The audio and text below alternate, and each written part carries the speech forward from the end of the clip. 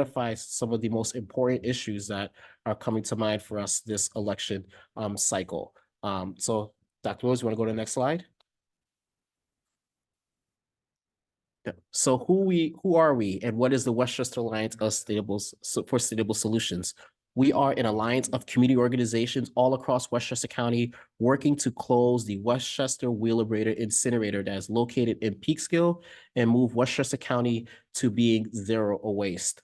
Right now, for those of you who may or may not know, currently right now, our solid waste in Westchester is managed by being transported to the city of Peekskill, whereas then incinerated under a term that is called waste to energy.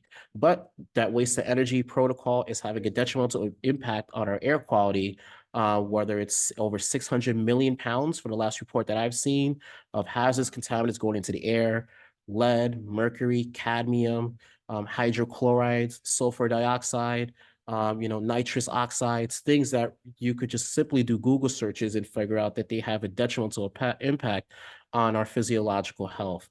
And in our global community, we realize that access to clean air, clean water, these are for some reason becoming luxuries for Homo sapiens. And, us as Westchester County, we definitely do have a lot of potential to be able to not only steer our community in the right direction for the preservation of our natural resources, but also embolden communities across America that may not have the ability to speak up in the way that we're able to speak up to be able to address these issues. Communities in Louisiana, communities in South Carolina. It's really important that we as Westchester really do our best to make sure that we don't create any sacrifice zones to preserve the quality of our lives, but really embrace the true leadership that's needed through sustainable waste management. And this is why we're happy to be here as Westchester Alliance for Sustainable Solutions, so that we could become the environmental educators and public health advocates that we need to be able to not only educate members of our community, but also some of our policymakers to make sure that they're doing the right decision. So when the contract is up in 2029, we have proven concepts that work not only through an ecological lens, but also a fiscal lens to ensure that waste incineration is something of the past and we're moving into a more sustainable future. Next slide. And what is the purpose of today's meeting?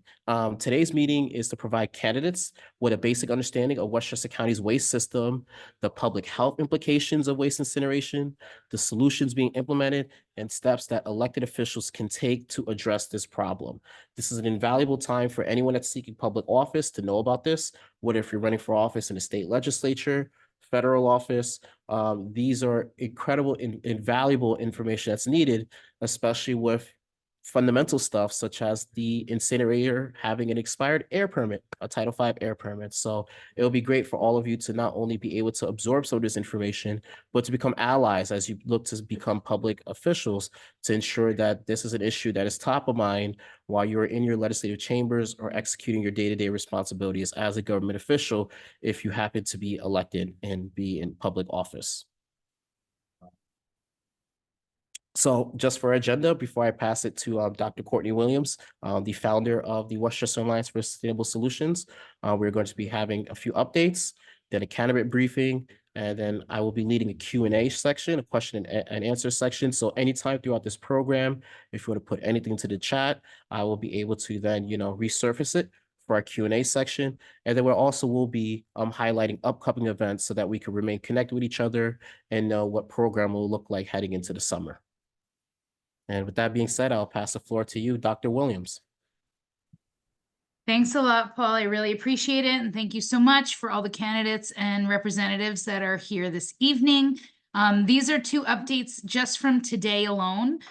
We've been working closely with Beyond Plastics on passing legislation in Albany to reduce plastic production and plastic pollution. And so you may have seen coverage of that in today's journal news. If not, one of my colleagues is going to drop a link in the chat. It is paywalled, unfortunately, but if you have an account, you can see it. But great coverage, not only of our local issue here, where Peekskill residents are suffering with the incineration of plastics and the release of the chemicals that they contain, but also, the need to stop producing plastics. This bill, if passed, could reduce plastic production by 50% in 12 years, and that would really help take Westchester a long way to that zero waste goal. Also today, I joined Judith Inc. And Beyond Plastics, as well as Climate Action Now, for a End Plastic Pollution Action Party. We had over 4,000 calls and emails in that 1 hour to our elected officials in Albany, urging them to act on this bill. So PRRIA, it's a mouthful. It stands for Plastic Reduction and Recycling Infrastructure Act. And then also on the Bigger, Better Bottle Bill, both of which will help reduce plastic pollution, which is really important for those of us that breathe the incinerated plastics. So a lot of exciting things happening today.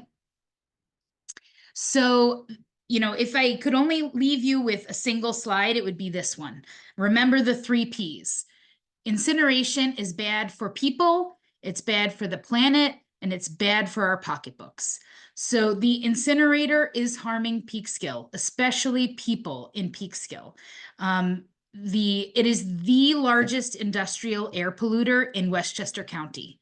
Westchester County already gets an F from the American Lung Association for ground level ozone. The emissions from Wheelabrator contribute to that. The health data will show, and I'll give you a little snippet, that Peekskill residents have increased rates of the health problems that are directly linked with air pollution. So it is hurting people. In order for us to keep burning the garbage, we're sacrificing the health and well-being of the people of Peekskill. It's bad for our planet. It is the #1 industrial emitter of greenhouse gas emissions in Westchester. Incineration really is the most detrimental way to dispose of waste because of the tremendous amount of air pollutants. And especially if you get organics like food scraps and yard waste out of the trash and landfill them, it's above and beyond that incineration is worse than landfills, and we are not advocating landfills. We'll get to solutions at the end that won't make any community a sacrifice zone. And the last one is pocketbook. So historically, incineration has been the most expensive way to manage waste. Right now, Wheelabrator is 40 years old. That is downright ancient as incinerators go. And if it fails, the county is on the hook for the repairs and for the costs of disposing of over 2,000 tons of garbage a day in an emergency situation where we will be at a disadvantage in negotiating some kind of contract. So we really need to be fiscally responsible and thinking ahead to the alternatives that need to be in place when this incinerator fails and when we complete our commitment to shutting it down. But then in addition, the investment in zero waste solutions are long-term and self-sustaining. They make jobs, they don't require this kind of massive infrastructure. So 3 Ps, people, planet, pocketbook. And now to dig a little deeper. So what is our proposed solution? Our proposed solution is zero waste. What is that? The conservation of all resources and the responsible production, consumption, reuse, and recovery of products, packaging, and materials without burning and with no discharges to land, water, or air that threaten the environment or human health. Might seem like a pipe dream. It is not. Other places do it. Westchester can do it too. So where does our trash go? What we have found from looking carefully at the various DEC records is that there is no away, right? The garbage doesn't disappear. It goes somewhere. Someone has to deal with it. Most of Westchester County's garbage goes to the Wheelabrator Trash Incinerator. It's currently rebranded as Win Waste. Here in Peekskill. 76% of what is burned at that incinerator is from Westchester County. 18% is from Connecticut, 4% from Brooklyn, 2% from neighboring counties. And what is really important for us to remember is this incinerator is owned by the Westchester County Industrial Development Agency. Okay, this is operated by a company, Win Waste, but it was built and is owned, and the air permit is held by the Westchester County IDA. So this was our collective solution to waste, and it does not have to be anymore. So where does the ash go? So when you burn something, what's left over?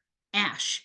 And for whatever you burn, a third of that weight is produced in ash. So in 2020, Wheelabrator burned over 650,000 tons of waste in Peekskill, and that generated over 150,000 tons of toxic ash. In its lifetime, the incinerator has generated over 7 million tons of toxic ash. And that picture you see is the first 4 million tons. And you'll notice the playground and the ball field in the foreground there. So the first 4 million tons went to locally called the Frit Pit in Cortland Manor. It is right there adjacent to Sprout Brook Park. It is called Sprout Brook Park because right at the base of that mountain of toxic ash is the Sprout Brook, which feeds into Peekskill's watershed so that we can breathe, in addition to breathing, we can drink the leachate from that. They capped that pit because it got too large. Now the ash is sent to Wheelabrator's mega ash dump in Putnam, Connecticut, where residents have been resisting that landfill for decades, including a massive expansion that's currently being permitted there. So it is also important to know the trucks carry that ash right through downtown Peekskill because neighboring Cortland got New York State Department of Transportation to ban trucks on the Bear Mountain extension, forcing all that heavy truck traffic through downtown Peekskill. So another issue of environmental justice. So Peekskill, as I said, is an environmental justice community. Our population is predominantly Black and Brown. And the blurbs here on the left are from an environmental justice audit done by the New York State DEC and Hudson River Sloop Clearwater back in 2010. So it's a little outdated now, but I think it shows the historic burden that Peekskill faces. So neighborhoods within a 12.5 mile radius of downtown Peekskill are home to at least 2 hazardous waste handlers, 7 hazardous waste facilities, 19 solid waste facilities, 27 major and minor air polluters, 87 industrial surface water sites, and I can go on and on. And even back in 2010, this audit found that comparing the health data from Peekskill to surrounding communities, we have higher than usual rates of asthma, ER visits and hospitalizations for asthma, respiratory cancers, cardiovascular problems, the list goes on and on. So I said, you know, Wheelabrator is the largest industrial air polluter. This is a graph from the Peekskill Herald looking at emissions from 2017. And that piece of the pie that you see is, we're just looking at nitrous oxide emissions. And you can see that piece of the pie from the trash incinerator. Compare that to the green piece that is all diesel equipment in the entire county. Now imagine having a point source of every piece of diesel equipment in your neighborhood and what that would do to your health. So this is the scope of what we're dealing with here in Peekskill. So how much pollution is this thing generating? So this little table shows you on the left the pollutant and the amount emitted in 2017 and how it ranked in Westchester County, and then the health effects. And so you can see it's ranked #1 in most of these: nitrous oxide, sulfur dioxide, lead, mercury, cadmium. All of these things are associated with both acute and chronic health impacts. And we've got it right here in Peekskill. I said I'd show you a snippet of the health data. Here's just one piece. This is from the 2021 Health Equity Report for Peekskill done by the New York State Department of Health. The red bar is the rate of emergency department visits for asthma in Peekskill. The light blue bar is Westchester County as a whole. So this effectively shows you our rates in Peekskill are almost double that of the rest of the county. In order for the county to have clean air, they're shifting this problem onto the residents of Peekskill. So what other facilities in Westchester County are major emitters like the trash incinerator that require a Title V air permit from the Environmental Protection Agency / Department of Environmental Conservation? The EPA delegates its authority for these permits to the state DEC. Everywhere you see a star on that map is a major Title V air pollution emitter. And what you probably notice is that there's a cluster in and around Peekskill and a cluster in and around Yonkers. And that is not a coincidence, because we know who mostly lives in Peekskill and Yonkers: Black and brown and poor people. So the other thing to note here is that all the facilities in italics have expired air permits, and the date or the year that those permits expired is in parentheses. So currently, the trash incinerator's air permit expired in 2021. It is now 2024. We do not even have a draft of a permit. Basically, the law says they can continue to operate on that expired permit, which means they are being held to the air emissions standards that were in place when that permit was issued. So we don't even have the chance in a lot of these cases to get these polluters to be held to the most current standards because the permits are expired. This is not a coincidence.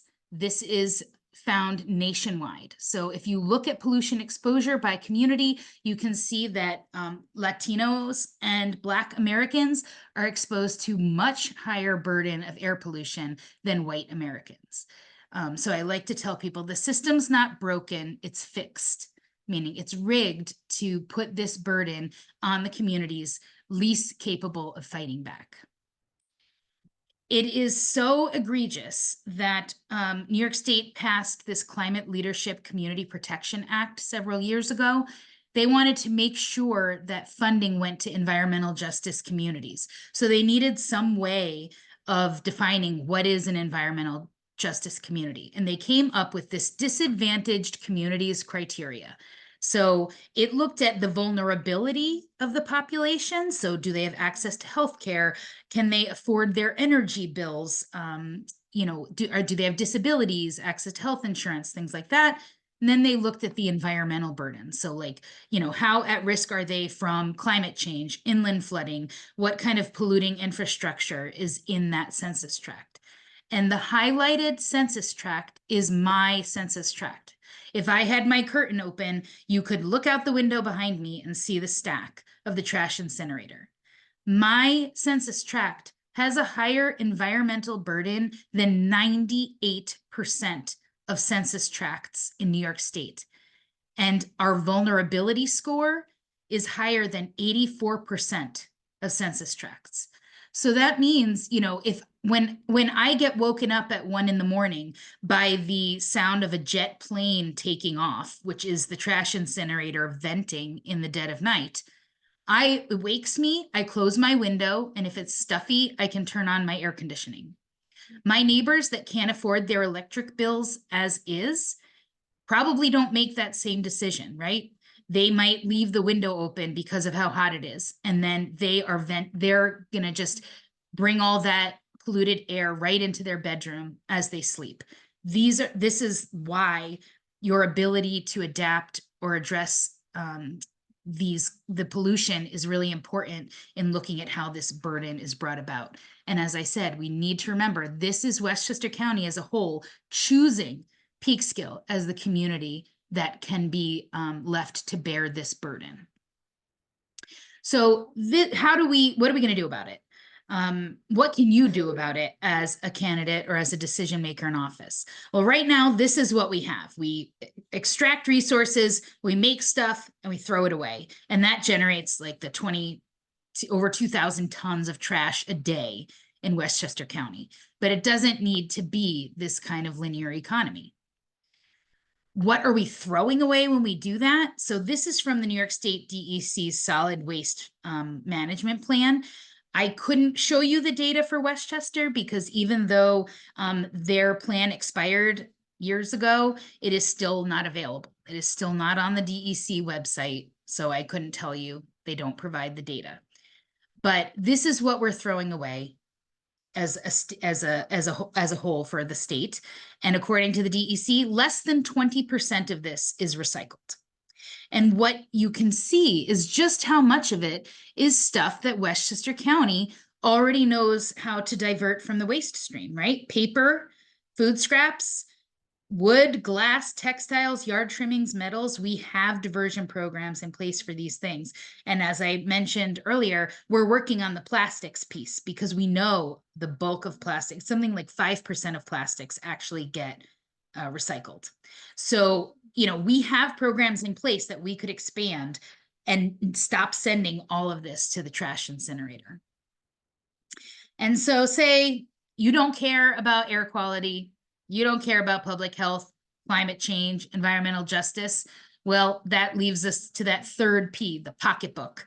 Incineration has historically been the most expensive way to manage waste. The graph on the right is looking at tip fees. That's like how much it costs to dump the garbage. That's what they call a tip fee. And that's dollars per ton. And this graph, I must point out, ends in 2004. Landfilling has gotten tremendously more expensive. And so and I was not able to find more recent data, but historically, given that the trash incinerator has been around for 40 years, we've been overpaying all that time by choosing to burn our garbage. But also, the incinerator is old. The average lifespan of an incinerator in the US when it retires is 24 years old. Wheelabrator turned 40 in January. This piece of equipment, of infrastructure, will not last forever. And we need a reality check. We must make the changes now so that when that incinerator is actually finally, fails, or we find the courage to say we're not going to sacrifice the health and well-being of Peekskill residents, when that is closed, we need to have the alternatives in place. So the bottom line, trash incineration is not green, it's not clean, it's not sustainable, it's harming Peekskill residents and the rest of Westchester County, right? That pollution doesn't know to stay in Peekskill. It travels around. It is expensive to burn trash. And why do we keep doing it? Is burning trash really the only option? And the answer is no. So if we don't burn it, what do we do? On the right is what is called the zero waste hierarchy. And the idea of this is that the most important thing we can do is stop making garbage, right? Like stop making things that are disposable. Reduce what we use, reuse everything that we can, then recycle or compost it, recover those materials, deal with what's left over, and then leave just that tiny smidgen of stuff. Because zero waste usually does not mean getting to absolutely zero. It means reduce waste by 90% and make that last little 10% bit something that you can actually manage. And so, as I said earlier, from a climate change perspective, even shipping our waste to a landfill is better than burning it. But WAS does not advocate making any other community an environmental justice community. So our main priority has to be a systemic change to eliminate creating waste, right? We're not going to solve this by individuals. I've got my reusable cup and my reusable straw. Is not saving the planet, is not improving my air quality, does not matter. What matters is that we all work together, and as candidates, as elected officials, as decision makers, you are supremely important in changing this system, because it is not Peekskill's responsibility to solve the whole county's waste problem. And even the county can't solve this whole problem. We need all of these levels of government working together in this fight for clean air and healthier communities. So instead of that linear economy I showed you before, what does the circular economy look like? So it shows extracting less resources in the beginning, producing things it says clean, but like in a way that is not generating waste. Then making sure that things can be repaired and reused and recovered when they reach the end of their lifespan, so that instead of the 2,000 tons a day, we've got 200 tons a day. a much more manageable and sustainable amount of waste. So the benefits of moving to zero waste are that it saves money, it creates good jobs, leading to a stronger, more vibrant local economy. And we do have a jobs report done by an expert in zero waste economies who's worked for other counties, much like Westchester, showing that we could have over 1,000 jobs from this, new jobs from this move. Zero waste protects public health. It is important for environmental justice, and it mitigates the climate crisis as well, because it's a dramatic reduction in greenhouse gas emissions. So the solution, change the waste system. And we've kind of broken it down here into 3 steps. First is what WAS is doing the most of, which is sounding the alarm. And making people aware of this. A lot of folks don't realize that their garbage is being burned. And when they find out, they don't want to harm Peekskill residents with their garbage. And we were successful in getting Westchester County to put out a request for proposals to hire a certified, we were asking for a certified zero waste consultant. They kind of watered that part down. So we are keeping our eyes on the process to make sure that we get someone who is certified in zero waste. Because if we spend our tax dollars on this wisely, they can study our waste stream and make us the roadmap to move towards zero waste and end incineration. And there are other counties in the US that are making the same commitment. End trash incineration, move to zero waste. So if they can do it, we can do it. But our bare minimum goal must be no contract renewal. When this contract is up, that needs to be the end of it. 40 years of harming Peekskill residents is enough. So we need Westchester County to commit to closing the trash incinerator. Step 2 is put out that fire, work towards zero waste locally. And I'll give some examples of how local candidates can do that in their municipalities. And that might include seeking short-term alternatives, right? So maybe we can't expand the county's compost infrastructure right away. Well, there are commercial options. We could look at public-private partnerships. We could contract out. There are lots of small businesses that mandating food scraps recycling would be a boon. So we can look at short-term solutions as well. And then the real important work is to rebuild that system. So implement those zero waste solutions, reduce our waste to that sustainable level with equitable solutions, and end trash incineration. And reiterating, this is not new. We didn't think this up. This pulls from what other communities are already doing to make this transition. So it's not rocket science. We're not reinventing the wheel. It's being done elsewhere. We can do it here. So the 3 Ps, bad for people, planet, pocketbook. What can elected officials do to make our waste system more just and sustainable? And really, this is kind of the tip of the iceberg here. And I've broken it down by office to kind of make it easy for some of the candidates to consider. So at the municipal, county, and state level, we need we need legislation that's going to reduce the waste. That's that top part of that zero waste hierarchy. Ban single-use plastics and packaging. Communities can implement a process called pay as you throw. So instead of having our waste, our garbage pickup just rolled in with our property taxes, pull that out, make us pay for bags where it's like, okay, it costs this much money to dispose of, a 30-liter bag of trash. You need to pay the 30-liter amount. And then people will actually be able to see the cost of their waste, and that encourages them to divert, to recycle, to compost. But overall, fund this. And it can't be competitive grants, right? Because communities like Peekskill, like Yonkers, like New Rochelle, we've got our work cut out for it. We can't be competing and having our already burdened city infrastructure applying for grants. So fund these solutions. Also, pass legislation to divert from the waste stream. So first step was reduce it. Next step, divert it. The county could mandate food scraps recycling and curbside pickup. And municipalities could start doing that stuff themselves. There are municipalities in Westchester that are offering curbside pickup. pass right to repair laws, right? So a lot of us know if we call any old, like our neighbor who's a repair guy in to fix our washing machine, we're invalidating the warranty, right? We need to change those laws so that these things can be repaired and it's not cheaper to buy a brand new appliance rather than fix what you've got.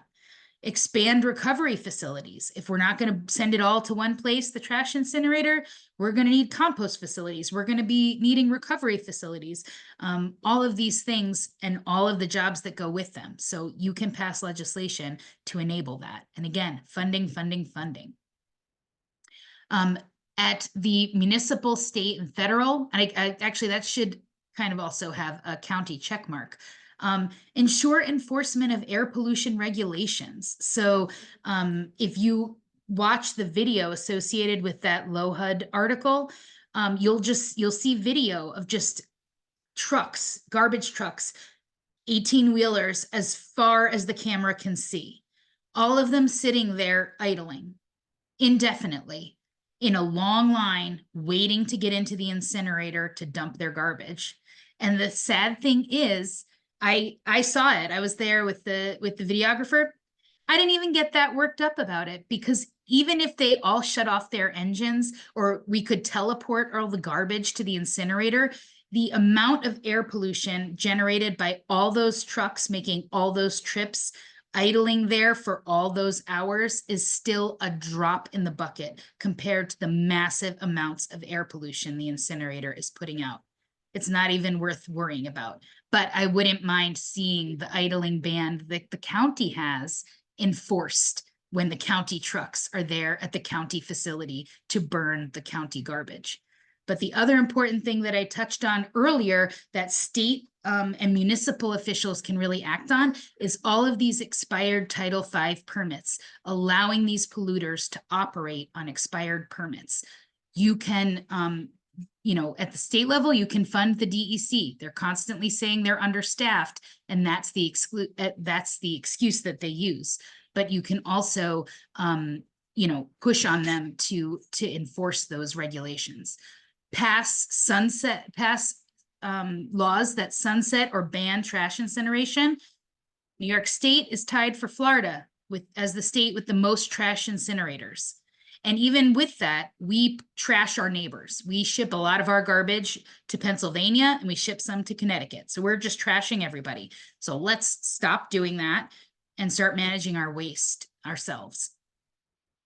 Always, a lot of legislation gets passed without achievable, measurable goals.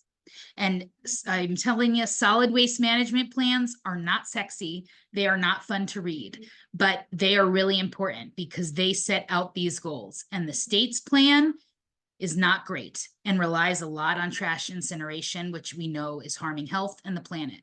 The county's solid waste plan is nowhere. It's not online.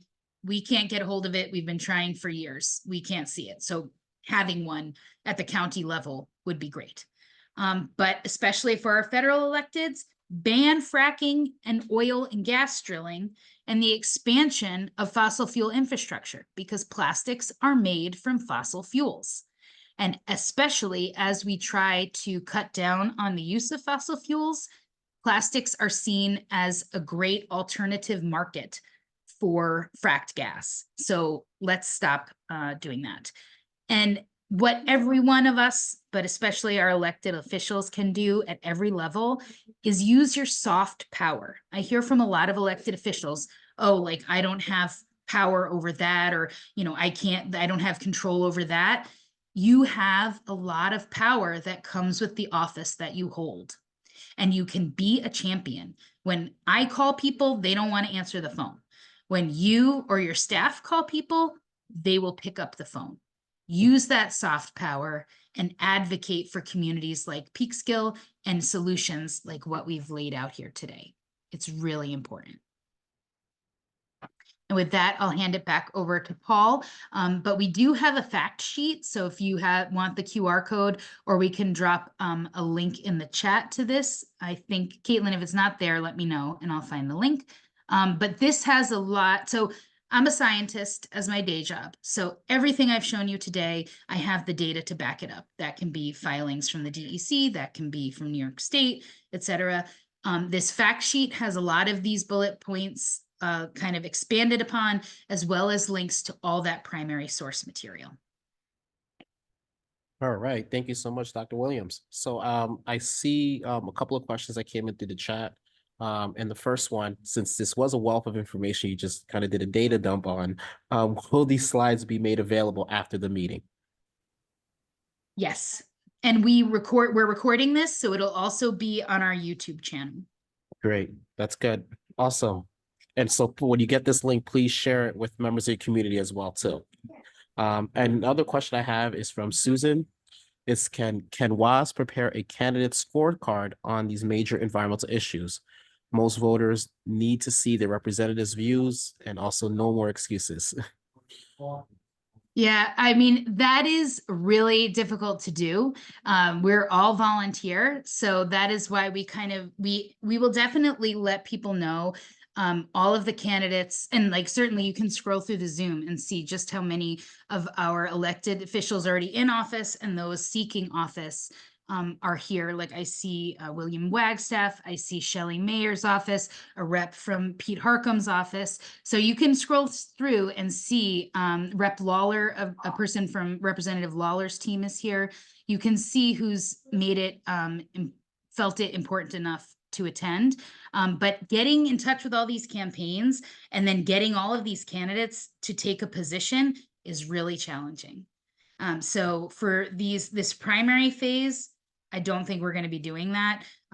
If there is interest from the candidates as it gets closer to the general, we would love to hold, and we have in the past held candidate forums where we allow the candidates not to debate, but to come on and share with constituents what their positions are on these issues. All right. The next question next is from is saying that IDAs are regulated by the New York State Comptroller's Office and wanted to know if they have been contacted.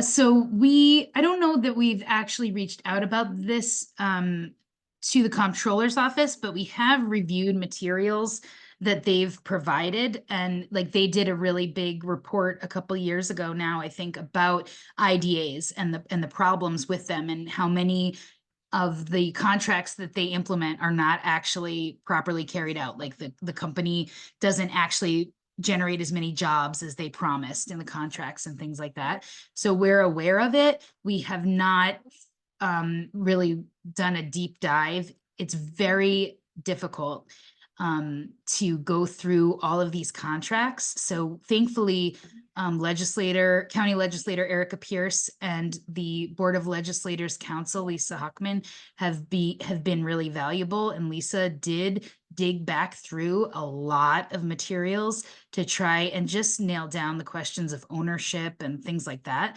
So it's been a really difficult thing to do. And I have even foiled the Westchester County IDA asking about the air permit, and they claim that they have no knowledge of it other than being listed as the entity to which the permit is issued. But they said that's a courtesy and they don't otherwise have any responsibility for seeking that permit.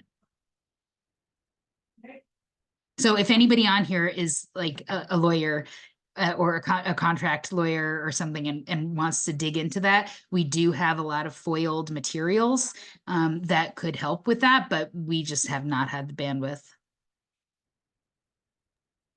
All right. The next question I see is from John of Rep Lawler's office.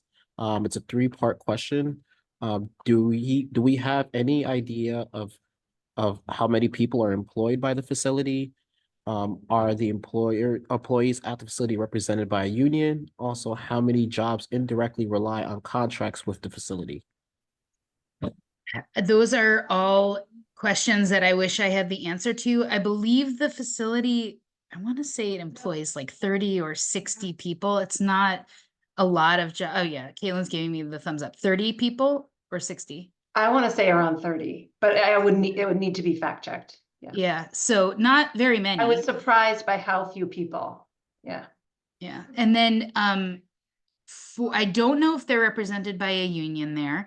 How many jobs indirectly rely on contracts with the facility? I don't know the answer, but whatever it is, I mean, obviously we want to reduce the waste that we generate, but a lot of stuff is still going to need to be hauled around, right? Like you're still going to need to get your what you put out on the curb picked up. It's just instead of being in one garbage bag, it might be in a compost bin, in a recycling bin, in a bundle of newspaper and cardboard. So, and getting things around to wherever these recovery facilities are going to be and stuff like that. Those will be jobs we will still need. And in that linked fact sheet, you will find the jobs analysis that I mentioned done by certified zero waste consultant Neil Seldman. So if people want to look at more of the jobs data, that's in there. All right. The next question I see is from Jody Reaver, who's the campaign manager for the re-election campaign of Senator Mayor. You mentioned new job creation. Is it possible that those currently employed can migrate to the newly created jobs? And do we have any data on this? Yeah, so as I said, that you can look in the fact sheet that we linked to, like what kind of categories those new jobs would be. It is broken down in there. I'm not sure what the breakdown is of current employees. I'm sure some of them can switch over. Others are likely very skilled positions because of all of the boilers and the plumbing and the steam generation and the generators and things like that that are there. But those are, valuable skills that we still need. So I don't think these are not I think these are workers who would be able to find other jobs. But certainly, a just transition we do not want to put anybody out of a job with this. And given the number of jobs that need creating, and, we have lots of retraining opportunities here in the county. So Paul and I both have worked with Soulful Synergy, which does a lot of retraining. So I think that given this technical skills that workers at the incinerator possess, that they would easily be able to find new jobs. Yeah, I was going to mention that entities such as NYSERDA have a wealth of opportunities in workforce development for green collar jobs training, helping people support the decarbonization of commercial and residential properties through a vocational training lens. So these are available for opportunities. It's just how to streamline this with employees there and have it done through a lens that they'll be receptive to it. Okay, I guess next question I see, we see a comment from Jessica Sullivan saying fact sheet, please. So we got to make sure that she gets that. Another question I see here is, do we have a cost analysis of healthcare Medicaid burden in Peekskill related to air pollution versus any retraining for those who will lose their jobs when the incinerator is closed? Yeah, so definitely on the retraining, we were just mentioning the opportunities for that. And frankly, this area just had Indian Point close. And so there are our local unions are kind of ramped up in the retraining and stuff because of that. For the Medicare burden and all of those things, I don't have a value. And, one of the burdens or one of the hurdles that WAS faces routinely is that we are constantly asked to prove that the incinerator is the thing that's causing the health problems. And given that we are an environmental justice community, so you saw that cluster of Title V air polluters, we either within Peekskill's boundaries, we have the trash incinerator, we have a BASF chemical plant whose air permit expired in 2017. And right across the border, we have a gypsum plant, the Lafarge gypsum plant, and all of those are major emitters. And then we have minor emitters, which get a Title IV permit, like the above ground infrastructure for the Algonquin fracked gas transmission pipeline. We also have on our borders Indian Point Nuclear Power Plant. We have a county sewage treatment plant. and we have the Hudson River, which is the largest Superfund site in the nation. And so what the polluters really love to do is to point at the other polluters and say that, oh, it's not us, it's them, or like their pollution is not harmful because it's not the sole source of pollution. And it's very hard I think it would take a lot of mental gymnastics for anyone to conclude that the largest industrial air polluter is not doing it, is not having a contribution to our health impacts. But so I don't know the numbers in terms of Medicare and Medicaid burdens, but we have really high rates of asthma. And, we also have a lot of folks living in substandard housing and other problems that contribute to indoor air quality. Our public housing facility, everyone has a gas stove, and we know that gas stoves really cause for really, really bad indoor air pollution. So it's just burden upon burden piled on members of our community. So I don't have the data on that or even an idea of where to get it. So if you have an idea of like how we could find out that information, I would certainly seek it out. So I guess that's it for questions. I do see a comment saying that there are tons of replacement green jobs. Also a comment, do we have enough time to let some people here say a couple of words on behalf of who they're representing, or? Sure, I'm okay with that. All right, so I guess if any of you would like to share a couple of comments, please unmute yourself and.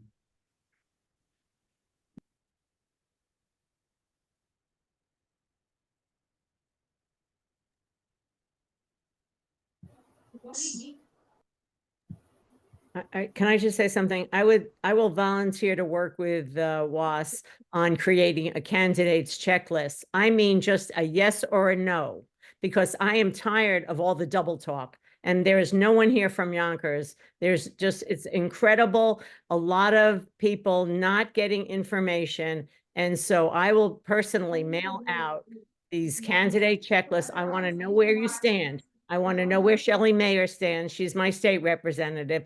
And I'm tired of getting a lot of double talk. So I volunteer to do that.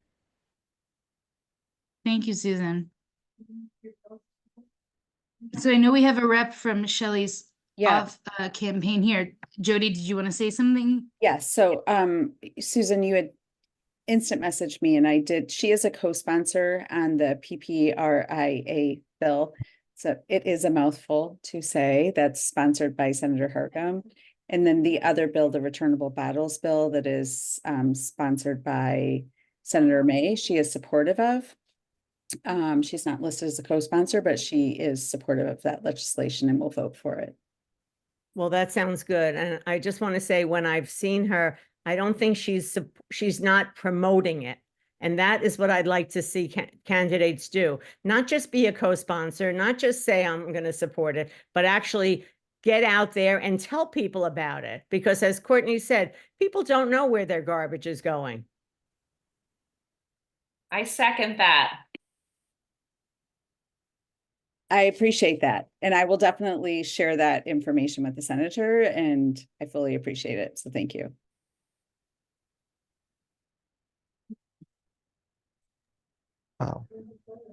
So Courtney, I do have a video that was sent to us by Congressman Jamal Bowman. Am I able to play that, or? I guess so, yeah. If there's other reps, we want to give everyone a fair shake, and we definitely tried to cast a wide net and invite all candidates for office. So if there are others, I'm okay going a little bit over time. While you pull that up, Paul, I'll just mention that people can take action to send messages on that Packaging Reduction Recycling Infrastructure Act with this QR code. And then the other item, these are our upcoming events. So just in case people need to hop off, these are other things to keep on your calendar, including the Climate Justice Summit that Paul is working to organize. So I'll stop sharing and allow Paul to play that video, but other candidate reps, we're happy to go a little over time if you want to take a moment and speak on behalf of your candidate.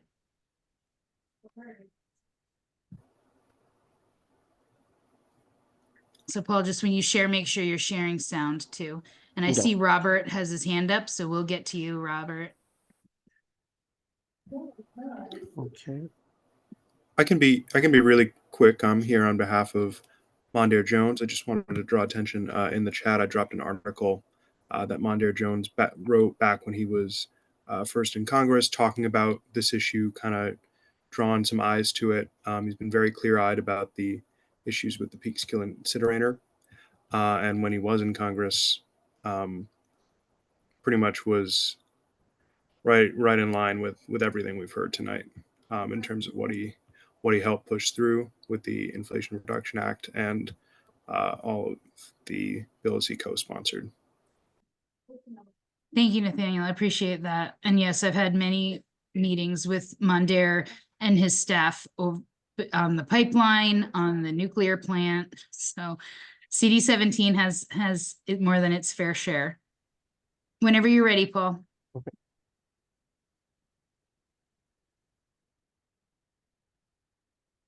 Good evening to the Westchester Alliance for Sustainable Solutions. Thank you for allowing me to say a few words. As we know, Black and Brown communities will continue to face the brunt of climate change ahead of all other communities due to historic underinvestment in these communities to build needed climate resilience. Residents in Lower Westchester are having their garbage shipped up north and burned in Peekskill. Is an example of the systemic sacrificing of the public health of residents and communities that are predominantly Black and Brown. We have a similar issue in Yonkers with residents who are not happy with the impact of the sewage treatment plant on air quality that's also in a predominantly Black and Brown neighborhood. Waste incineration happening in a community like Peekskill is an example of a sacrifice zone being made through a zip code for the preservation of the quality of life of more affluent residents. This is an issue impacting communities throughout the country that are predominantly Black and Brown, such as Newark, New Jersey, Colfax, Louisiana, Baton Rouge, Louisiana, and El Dorado, Arkansas. What the Westchester Alliance for Sustainable Solutions is doing in creating a countywide community of thought leaders for sustainable waste management is an incredible example of empowering your neighbors at a grassroots level to take leadership on something people in government don't see as a priority at this moment. That's why I am a co-sponsor of the Green New Deal, the Green New Deal for cities, and the Green New Deal for public housing, while also being the lead author of the Green New Deal for public schools, which has the most co-sponsors out of every Green New Deal resolution or piece of legislation.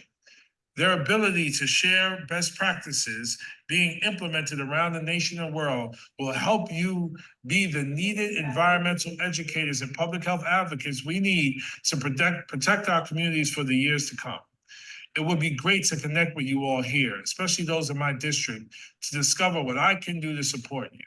My office is here to help open channels of communication with the EPA, who is actively working to strengthen air protection laws, or being authentic in this space to ensure that pollutants which are known to contribute to significant health problems and cancer are not being breathed by Westchester County residents. Thank you again so much for allowing me to say a few words. Please be in touch with my office. I look forward to collaborating with you. Peace and love, everyone. Great, thank you. It's great to hear from Representative Bowman. I know we had a representative from Representative Lawler on here too. Any other candidates want to speak? I see Team Wagstaff, William Wagstaff's staff member was here as well. Want to make sure I acknowledge folks. Robert, you had your hand up. I don't see any other. Oh wait, John from Representative Lawler's office. Go ahead. Yeah, I didn't bring any talking points. I don't have any prepared remarks, but I did want to thank you guys, knowing that this is volunteer work and how important it is.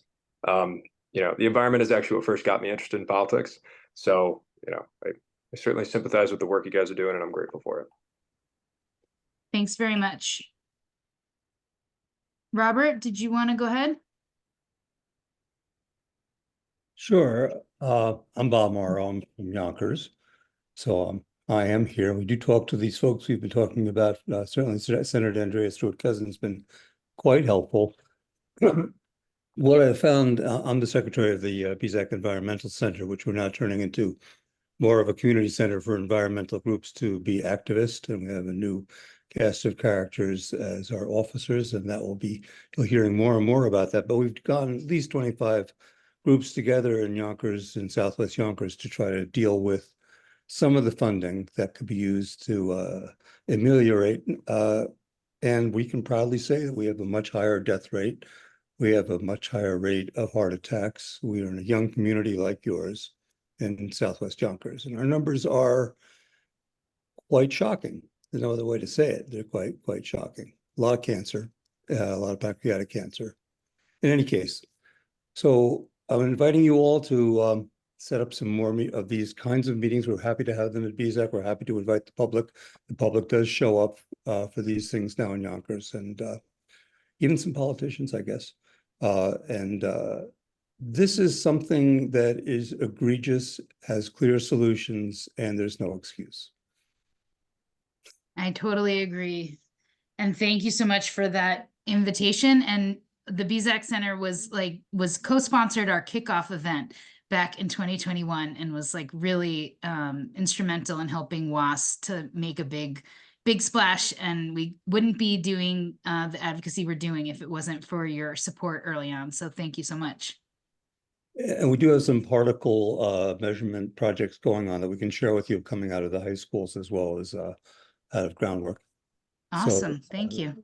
Groundwork stuff's a little slower, but the high schools are ready to roll, and we have we'll be able to give you assistance in putting up particle sensors to prove the things that we all know are true. Excellent. Thank you so much. You're welcome. All right. Joanna. Hi, Courtney. Hello, everyone. Hi. Courtney has been such a wonderful advocate for a healthy environment for many, many years. I recognize her work in Dutchess County at the Cricket Valley Energy Center. I remember that she came to Poughkeepsie when we had an Earth to Cuomo rally and spoke out. She's just a wonderful advocate, and she's knowledgeable. We are also in Dutchess County fighting a waste to energy incinerator. But from what I've seen of your presentation, I don't think that we are surrounded with as many contributory emitters as Peekskill has. So your problem is really quite great and steep. I had heard, and this is good news, that Westchester County has allocated $90,000 for a request for proposal for a zero waste management consultant. So hopefully that will put you on a roadway to improve your bleak situation. And I also learned that they've set aside $1.3 million for food scraps recycling development. So that would help to reduce the organic waste that becomes CO2, greenhouse gases, when it's burned. So hopefully that will give some relief within the next few years. It's never soon enough, but at least, the influence that you've had on your county government is starting to bear fruit, and I commend you for it. Thank you so much, Joanna. I appreciate it. And yeah, we were really glad the county put that money forward. We're going to keep the pressure on them to make sure it's a certified zero waste consultant, and they don't backtrack, that they really spend our tax dollars wisely and hire a consultant that can get us to zero waste. And for the compost funds, $1.3 million, that is basically to look at how do we scale up to do composting countywide, which is awesome and needed. And hopefully will go hand in hand with the zero waste planning. Well, good luck with all of that. Thank you. All right. Well, I appreciate everyone. We went over by a little bit. Sue, are you raising your hand or are you waving goodbye? Waving Okay. goodbye. All right. Well, Paul, do you have anything you want to close with, or should I sign us off? One thing I would say is like it's really important not only that you receive this information, but you share it with your neighbors. Some of you may be part of tenant boards, homeowner associations, neighborhood associations, or even being able to share this with your local environmental advisory committee. I know Dr. Williams is on one for Peekskill. I'm on one for New Rochelle. It's important that, you know, we get this information out there with the sense of urgency of the impact it's having in real time on residents. So hopefully we could be able to make sure that we not only receive this and digest this, but really get the word out, because it's time to sound the alarm. It's code red, and we have to really make sure that we get our act together in Westchester, because this is a place that I look to hopefully, you know, be able to live for a very, very long time. But seeing things such as expired air permits, you know, is really going to have a devastating impact on the physiological and also mental health of people that are living in this community. For sure. And I'm going to drop a link to our YouTube channel. For newcomers, we record all of our meetings. So all of our previous task force meetings, which always include an educational component and an action component, are at that link. And so and this meeting will be there as well. And then let me click over back to the slides just to finish up. Reminder that we have this action. This app, Climate Action Now, makes it super easy to just click, click, click, and it sends emails to the various members of the Assembly and the Senate or the governor, whomever. And this Plastic 2024 campaign is the one for the Packaging Reduction and Recycling Infrastructure Act. So if you missed the Climate Action Party this afternoon, where I joined Judith Inc., you can do that, DIY that. And maybe Caitlin or someone can drop the link in the chat for that. And then our upcoming events. Paul, do you want to, since this is coming up next week, talk about the Climate Justice Summit? Yes. Yeah. So we have a Climate Justice Summit that's happening next Tuesday at 6:00 p.m. It's completely virtual over Zoom, and we have a really strong contingent of co-sponsors that are helping promote this dialogue. Obviously, we have, you know, the Westchester Alliance for Sustainable Solution, New York State Association of Conservation Commissions, the Cornell Cooperative Extension as well, for the Mid-Hudson, who's leading our clean energy hub for NYSERDA. We also have like Soulful Synergy. We also have we have a wealth of organizations. It's pretty much a really strong lineup of a lot of environmental orgs, and it's really important that all of you register. You know, I could place the link back into the chat for all of you to register. It's completely remote. Each person that registers will have 2 minutes to speak and be able to address issues directly to directly to the county executive and also to Peter McCart. So I think it's a really good event that everyone should be made aware of to speak up and really put power behind really historical issues that are impacting the community. Yeah, so join, and in your 2 minutes, mention gratitude for the 90,000 for the waste reduction study, and that it's got to be a zero waste consultant, and shut down the incinerator. Also next week, that Tuesday as well, there is a rally in Albany and a lobby day to lobby electeds on the bottle bill and the Packaging Reduction and Recycling Infrastructure Act. There are buses going up from the city, but I'm sure there'll be others carpooling from Westchester. So go to that site or use that QR code. You can register, and that will allow them to set up meetings with your elected officials while you're there. So folks from like Shelley's office and others expect visitors.